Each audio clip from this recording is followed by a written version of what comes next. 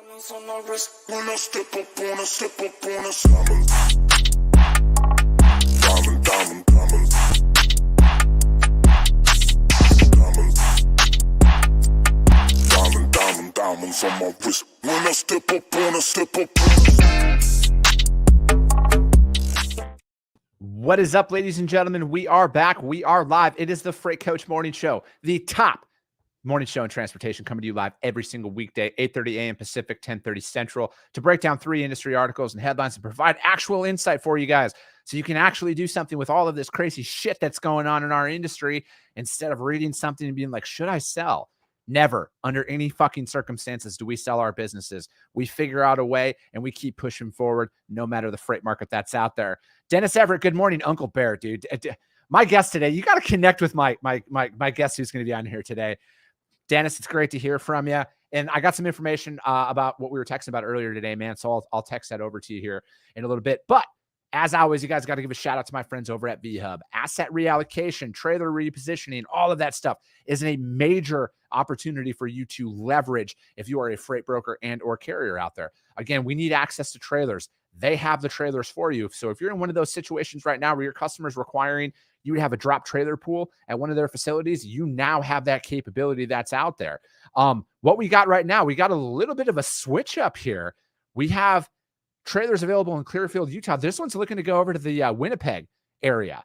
All right. It's actually a tri-axle dry van. It is brand new though, as always. So it's a brand new tri-axle, one-way repositioning. As you can see, it pays $1,850 to do that. And that is on top of the money that you make by putting freight in there as well. And they also have them still over in Paragould, Arkansas, heading directly into the Vancouver, BC area, as well as Glade Spring, Virginia. And then again, $1,850 to do that. And then they have them down in San Diego, you guys. These ones, there's a lot of freight that moves between San Diego and Washington. They have this for you right now. You get paid $400 US for a loadout, ready to go right now. And then they also have them going over to Dallas, Texas in that as well. So again, you get paid $500 for that.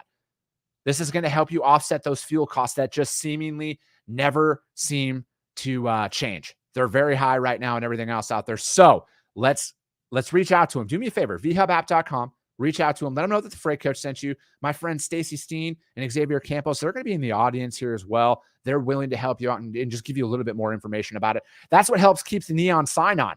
You know, let's put it that way. That's what it does. It helps keep the neon sign on. Got to get some shout outs. Pat Green, good morning. Drew Durham, good morning. Rick Wooten, good morning.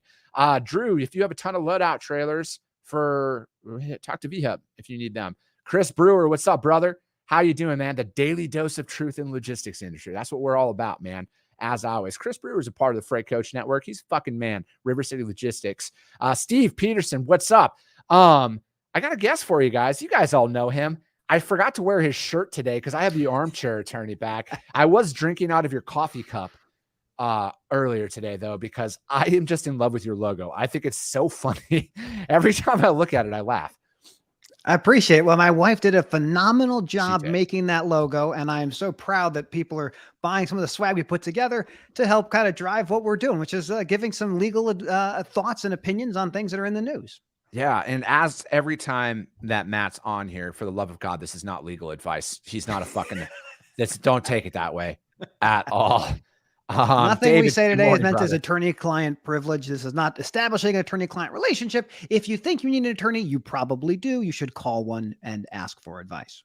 Yeah, Matt is indirectly my attorney, so that applies for all you guys. He'll always tell me, Chris, shut up right now. That's the privilege I have with him. Hey, we're at day 58 already of this morning show, and that also means that we're at day 58 of there being a truck parking issue in this industry, as well as a facilities issue that seemingly is not going to go away. But as always, Matt, we don't do this for the vanity metrics. We actually are going to talk about this until all of this shit fucking stops. And when I say that, it's when these drivers that I talk to stop reaching out to me. All right. When they stop sending me pictures of this shit, I'll stop talking about it. I promise you that. So, that's one of those things that's where we're at with that. Diesel kind of, I guess you could say it went down. It's still just an absolute slap in the fucking face of a price, but it went to $5.79 You know, if we're looking for, I'm sorry, I won't even try and make it fucking sound cute. I got that information from AAA because ironically, the government's website's not working. Weird. Kind of like they're on summer break, right? They fuck us over and then they go on summer break. Absolutely. Is that what it is? I think that's it. Yeah, it's got to be it. Let's see here. Monty, good morning, sir. Looking forward to this Monty. Roll. Is he? Yeah, he's your boy. Steve Mason, what's up, man? Good to see you again. Just a quick little talking point. Again, I actually talk to drivers. You guys, I don't just like read DMs and formulate opinions. I talk to drivers. If you're fucking them over on detention, it's going to come back to bite you in the ass. All right. Some of these rates that are out there for like, I personally, and again, I can't say this isn't everywhere, but I've never personally had a customer say they only pay $25 an hour for detention. Okay. Never seen that in my life. So as I bring up often, if you are turning your accessorial fees into a line item of profit on your balance sheet, it will come back and bite you in the ass, because here's what's going to happen, because it happened to me. I had a carrier reach out to the shipper and say, I never got paid detention. And then I got a phone call from my customer saying, Chris, I have this carrier reaching out to me saying that detention wasn't paid. We paid you. How are you going to handle that in that moment? Because that shit's real. And that's going to happen. So if you're not passing through those accessorials, if you're not passing through that detention fee, that's $75 an hour or something like that, it's going to come back. Karma's a real fucking thing, you guys. That's all I'll say on that, because we got some real good shit to talk about here today. Cody Miller, good morning. Sonny Sharma, Orange Shirt Gang, he's in the house. Vitali, the man, the myth, the legend from the GTA. That's the Greater Toronto area. That's what the kids say. Lauren Began, good morning. Yeah. See, if 25, it is fucking absurd. Look at that. $25 fucking right. These guys are all like, think about that now. So if that's you out there as a broker, you're going to get exposed and it's going to bite you in the ass.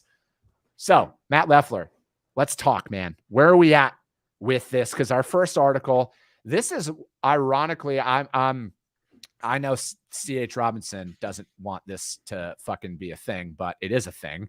And frankly, it's one of those situations that we talk about a lot. And this was one of those cases that actually changed the trajectory of early on in my career about stuff, because this one isn't in particular, but there was also another Robinson case at the time, because they gave out directions to a driver and that driver followed those directions. One of them was a one-way street and actually hit and killed somebody. Because they listened to the directions that the broker provided. And at that moment, it was no more directions. You can provide addresses, but no directions at all. And I would highly advise all of that right now. So let's go. Let's talk about this a little bit, because this first article is from ttnews.com, and that the Supreme Court declined to hear C.H. Robinson's appeal.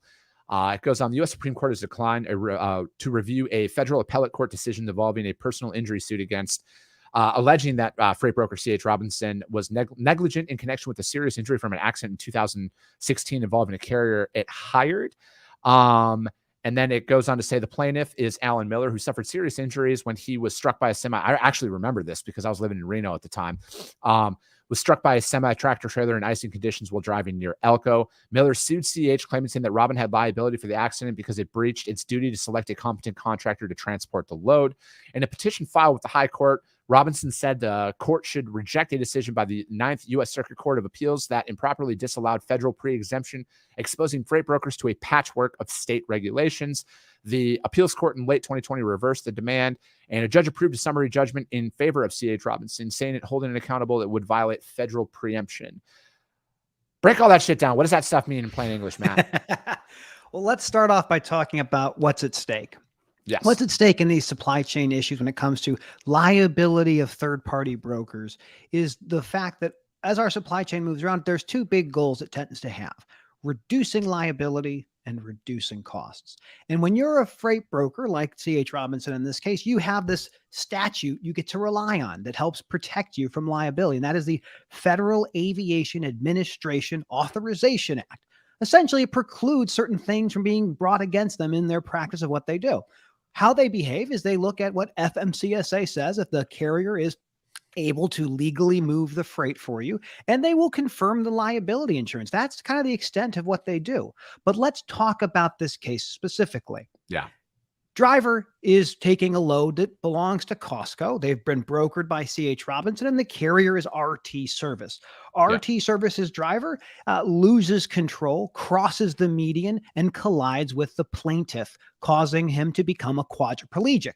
Well, what do you do when you're a quadriplegic involved in a truck accident? You start suing people. And how much does it cost to be made a quadriplegic? It's very, very expensive. Yeah. Most trucking companies carry, especially with the smaller companies, carry less than $1 million of liability. And if they don't have that liability to pay for these damages, you as the plaintiff's attorney and you as the plaintiff need to find a way to make yourself whole. So you're going to sue yourself. You're going to get your uninsured motorist insurance, and you're going to try to go after these brokers. And you're going to say, broker, you were negligent. You didn't pass enough background or investigation. And there's a bunch of facts that they learned about this. But what ends up happening is it goes to the Ninth Circuit. Now, in our federal system, how this operates is each circuit has a group of states underneath them, and that circuit controls all of those states. So in terms of the Ninth Circuit, you have all the West Coast. You have Oregon, Washington, Montana, Idaho, California, Hawaii, Alaska, Arizona. They're all there. And what the Ninth Circuit says is a common law negligence claim, just negligence. You were negligent. That actually does get around this exemption from this federal statute. And CH Robinson, like many of the freight brokers, don't want anything to do with that. Yeah. The whole point we talked about earlier is how you minimize risk and you minimize cost. If you looked at Walmart in the same circumstance, they're moving their own freight. If their driver misbehaves or has a catastrophic accident, Walmart pays the whole thing. They're on the hook. Yeah. In this case, CH Robinson wants to keep profits, but they do not want to be exposed to this level of liability. And so they appeal to the U.S. Supreme Court. And that's what this article is about. The Supreme Court takes less than 1% of cases brought to them. And when they do take a case, they're usually looking for cases that have the different federal circuits that are disagreeing with each other. And in this circumstance, the Supreme Court didn't even offer an insight as to why they're not taking it. They just said, nope, not interested right now. But in the Ninth Circuit now, if you are a broker, what will you do? You can't necessarily call the driver every day and say, did you get enough sleep? Did you get your truck PM'd? How much control do you need to have as a broker over that driver to avoid potential liability? This is a big question. And I think going forward, it's not going to be sufficient just to get the FMCSA scorecard and just to get the insurance information. This is a very interesting case.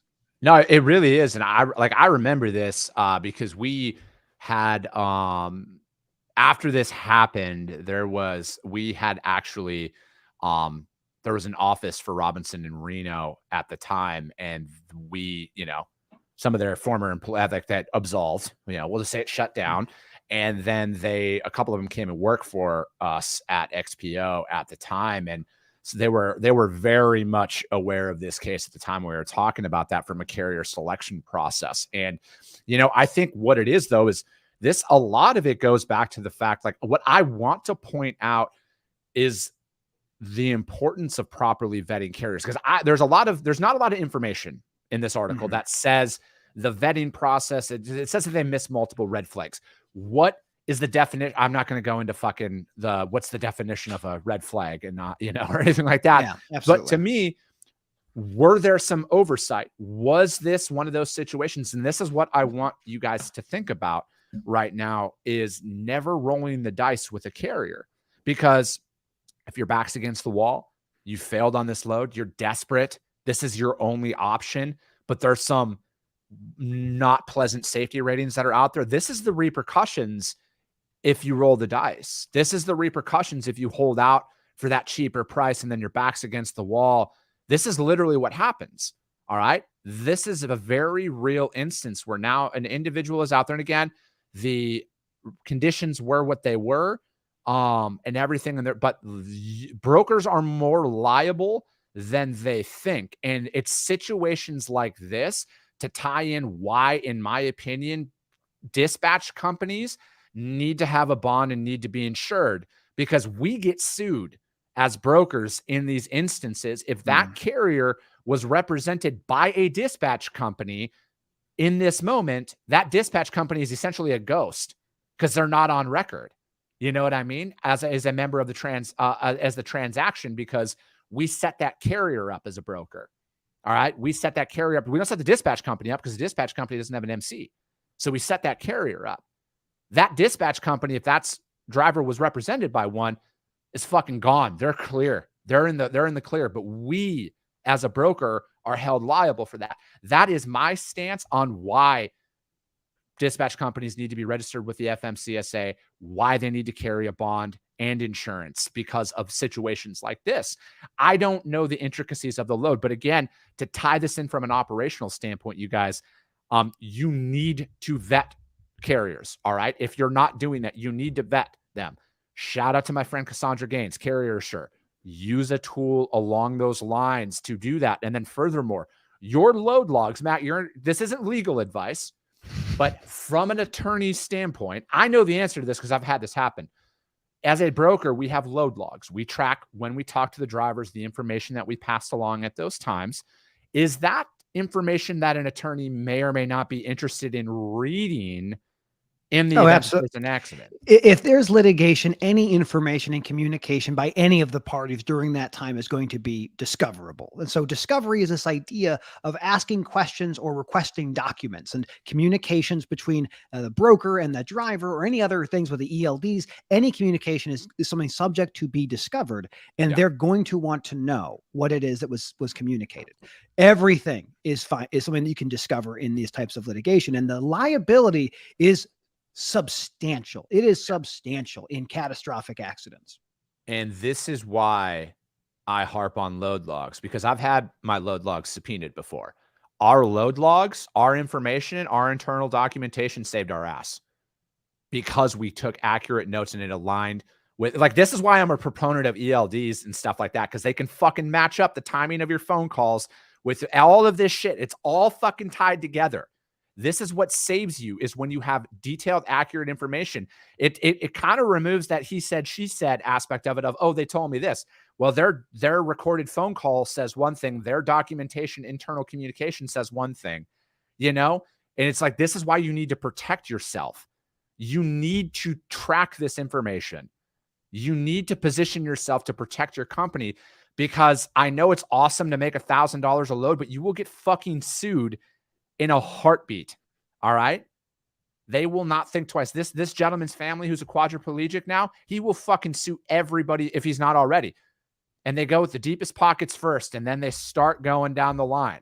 And then, sorry, go ahead. We're going to have both. I mean, there's very good arguments on both sides of this. Correct. I'm not saying that there's not. Yeah. Yeah. And if I put my plaintiff's hat on, I'm going to look at it and say, my client didn't do anything wrong. My client was just driving on the road, and this company crossed the median and forever changed his life. And there's not enough insurance to rebuild his body. There's not enough money in the world that can reverse that. But the only thing we can do is go after the parties that were responsible. And they will tag every single person, because most trucking companies do not carry enough liability insurance. They just don't, because it's too expensive.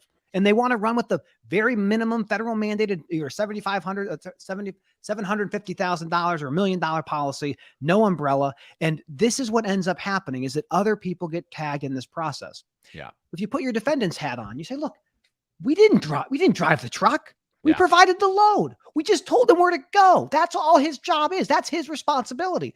But all along this process is different companies trying to escape potential liability. And that's the nature of when you have this system of transportation that is just so fragmented. No, absolutely, man. Vitali, yeah, bro. So I think, like, if there were, like, without knowing what the definition of a red flag is, was there a egregious safety violation that was out there that was an oversight? And I don't know. I didn't see the MC or anything. I couldn't pull any of that information. But yes, in my opinion, if a broker knowingly selects a carrier that has multiple safety and drug violations, hours of service violations, and everything else that come along with it, I would say, yeah, that the onus should be on the broker as partial in that regard. And in another article, they talk about the carrier being a chameleon carrier. Yes. What they meant by that was that it had gone through different iterations of the same location. We've talked about this before. Yeah, it's the reincarnation. And in that case, like this is normal in our business. Like for people who don't know, I mean, there are companies that go bankrupt, make a new number, make a new company, We and talked just keep about going. the Colorado carrier, that guy. Absolutely, Same 100%. situation. So the question is like, what if you can't just rely on the feds alone to tell you, is this carrier, authentically good? Are they used working on? Then you have to know your suppliers, getting trade references, making better calls. That might be the nature of what has to happen. But if a company continues to just make new iterations of itself, that could give you potential liability if they're not managing the driver effectively. And that is why you vet carriers right there, you guys, because that's the beauty of technology these days is it generally tracks, hey, this is a notified carrier of a different address with a similar address, but a different MC. Look into that stuff, you guys, because again, it's never worth it. All right. Because like at the end of the day, we know, David has a thing here. Trust your gut. If it fucking sounds too good to be true, it generally is. And everything else. But again, this is a great article. And like anybody who's out there, I don't care what level of brokerage you're at, whether you're brand new or you've been in this game for 20 years, if you're not doing vetting processes, if you are not thoroughly vetting carriers that you use, you need to start immediately. Read this article, ttnews.com. Supreme Court declines to hear C.H. Robinson appeal. And check it out because those are the very real repercussions. I would love to know that. I think it's just because at the end of the day, a typical governing board is not like the FMCSA isn't like 250 people. All right. There's not a lot of people who are in it. This would be my guess. I don't know this for sure, but there's not a lot of people who are in it. And that would be my assumption in that moment. Got to give some more shout outs. Whitney Fowler, good morning. Love listening to our show as a new broker. Thank you. I appreciate that, Whitney. Matt Laird, good morning. Ali, good morning. Kyle Provost, good morning. I'm sorry, Kenrick. What's up, Kenrick Cromarty? He's in the house today. Freddie, good morning. And yeah, man, let's jump into this. Let's jump into this second one. Preparing for the second half of 2022 by fleetowner.com. Again, all these links to all these articles are put up there on the Coffee with the Freight Coach podcast for the audio only replay, as well as my YouTube channel, The Freight Coach. All that information's out there as well. Make sure you subscribe and share on those platforms for me. Goes on to say, if you were judging the second half of 2022 for the fleet industry by the first quarter, the year looked promising. Aside from major supply chain issues, freight was plentiful. Fuel prices were low relative to today. Record inflation and supply and demand issues means new equipment, if you're lucky enough to get it, costs much more. Due to the massive increase in fuel costs and the softening spot rates, the once hot used truck market seems to be cooling off as inventories build. Owner-operators who are typically used truck buyers cannot maintain profitability, and many are opting to exit. Okay, that's a lie. That's such a shitty statement to say that they can fucking remain profitable. Fucking A, man. Dude, they just love the doom and gloom. What does the second half of the year hold? With the growth in new equipment deliveries will come in an increased funding volume. New equipment and new equipment financing are practically set for the balance of the year. The only unknowns are component supply and labor force. The outlook for more people to re-enter the labor market is still somewhat uncertain. What's your takeaway from this article? It's what we've always known. This is a cyclical business. Take a moment. The freight industry changes. So yes, spot markets are going down a little bit. Used truck prices are going down. Then maybe you can get into the business if you haven't been there before. Fuel is expensive. Fuel's always expensive. When you're a trucking company, fuel's your biggest expense. That's just what it is. Your labor is your next big one. The uncertainty I think we're going to see over the next few months is going to be interest rates. I think that's going to be very telling. And then if the spot market continues to have the challenges it does. But my takeaway is, this is the nature of the business. Like we've seen these before. We'll see them again. You can still be profitable if you're disciplined and you build relationships. Yeah, I think, and that's the thing is it's always easier said than done to build relationships. When it comes down to it, you guys, it's a normalization. I would say, if anything, it's not a drop in the market. It's a normalization. Because if you're looking at historical data, remove the anomaly of 2020 and 2021 from this, because there was an anomaly of influx in freight volumes. So historically speaking, if you are comparing this, I would look back to 17, 18, and 19 as a 3-year reference point. And what you will see is now we are very much on approach to balance. All right. The freight volume is still up.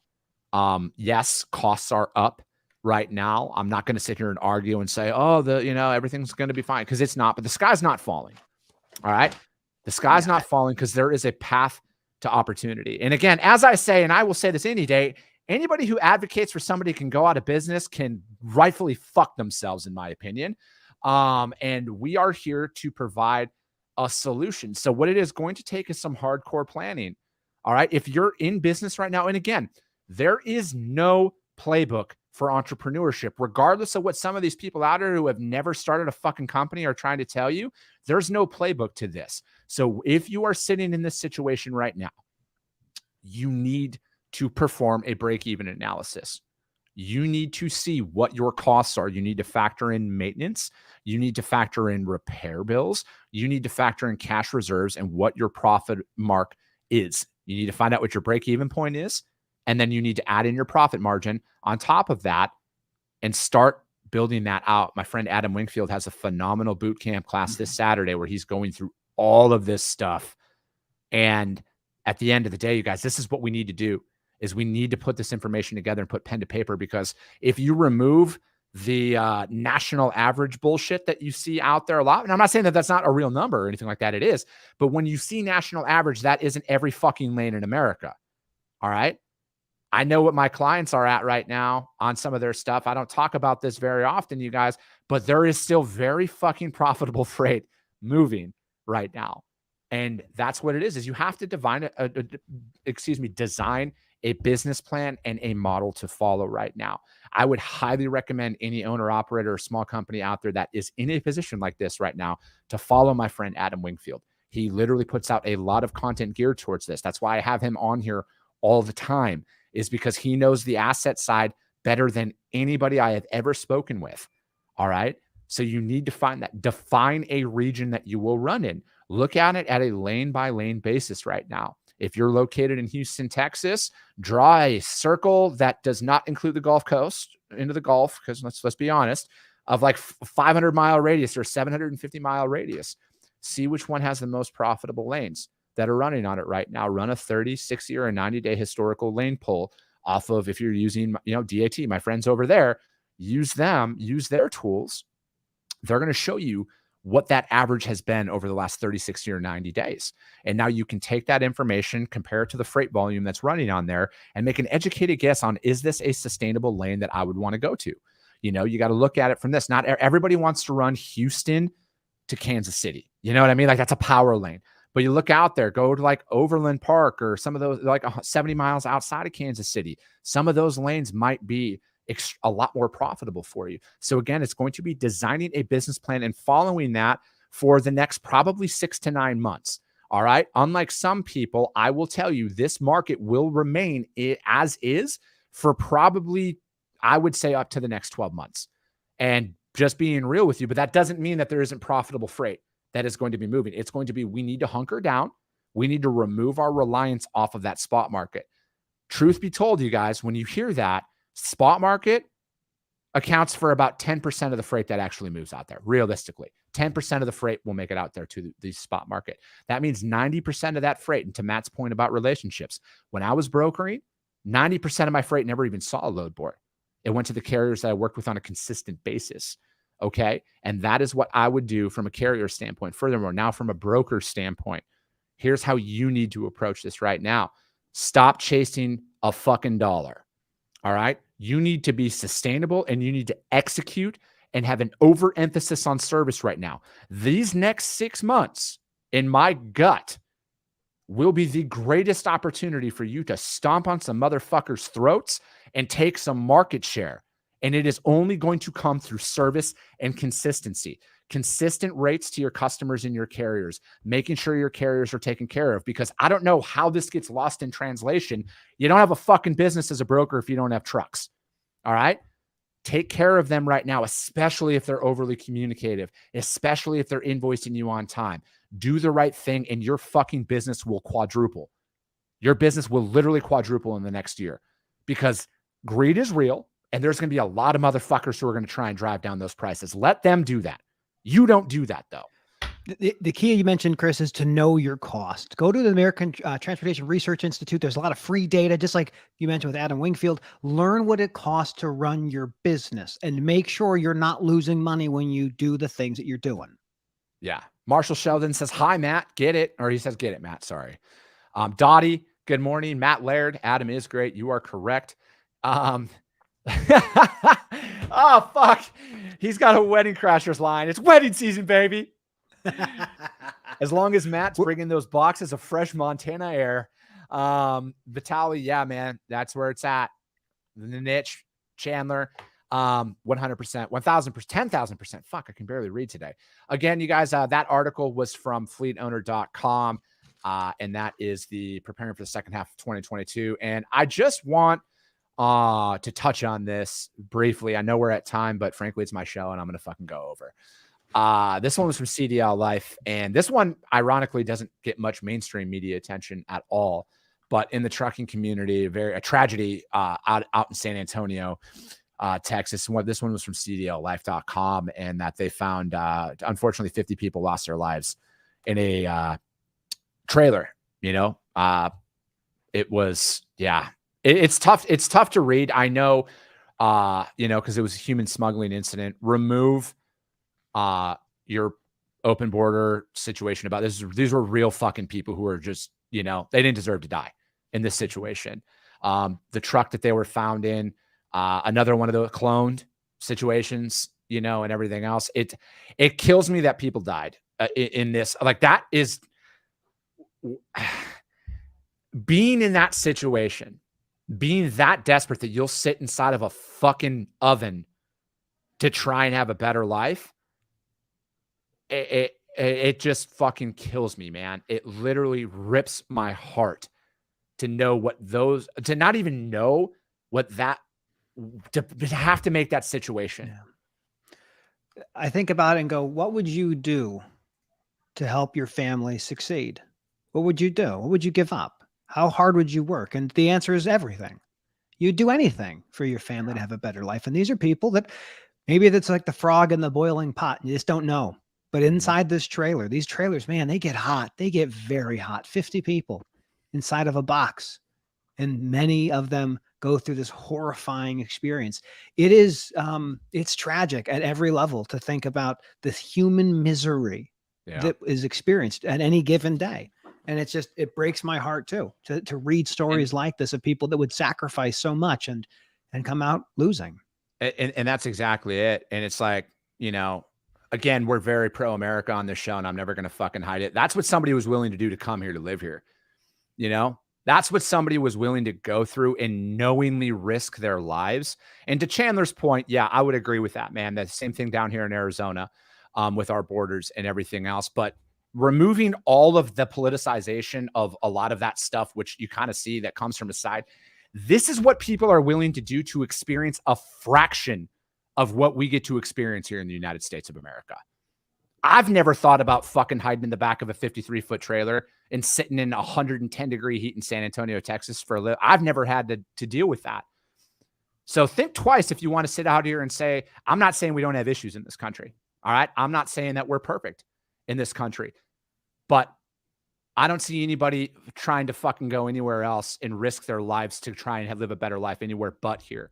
That's why we need to protect the United States of America at all fucking costs. And we need to live by what our country is founded on, and that's freedom. Freedom over everything. All right? I understand we're not going to agree on a lot of issues, and frankly, we shouldn't, because that's not healthy. We need to see differing opinions, but the freedom of our citizens needs to be first and foremost. And that's what we need to take into consideration when you see articles like this. And this is going to get buried. All right? This is going to get buried because this isn't mainstream media shit. But those were 50 people who didn't deserve to die. They literally paid that to try and live a better life here in the United States. So think twice. Think twice before you go out there and trash the country you live in. That's all I'm going to say on this. I don't try and get into politics on this show very often unless it affects the transportation industry. And this is an effect of the transportation industry out there. We live in the greatest nation on earth. You're not going to convince me any differently. We have to protect everything that America stands for. The real standing of America from the real people who are watching this show right now, that are in this industry and everything. We're the real people in America. Fuck everything else that you see out there. We need to protect. We need to protect freedom at all costs. So these individuals can come here the right way, can become citizens the right way, and don't have to sit in the back of a fucking trailer and die. So, Matt, that's it for today. How can anybody reach out to the Armchair Attorney? We'll leave it at that. Yeah, that's a great way to segue from a mass fatality incident to how can you reach out to me? Matthew Leffler at LinkedIn, or Armchair Addy, ATTY. It's the abbreviation for the word attorney, on Twitter. You can find me on YouTube, Armchair Attorney, or my website, www.armchairattorney.com. That's how you can find me. I appreciate it all so much. You're right, Matt Laird. This is the greatest country in the world. Amen to that. That's it for today, you guys. The Freight Coach Morning Show, the top morning show in transportation. We'll be back tomorrow morning, 8:30 a.m. Pacific, 10:30 Central, to break down 3 industry headlines, to provide actual insight for you guys to stay in business, because we're all about the 97%. Matt and I both come from a working class family, and we are dedicated to keeping people in business in this market shift, in any market shift, because the American truck drivers are the backbone of the U.S. economy, and you will not change my opinion on that. I appreciate you guys all so much, and we'll be talking to you soon.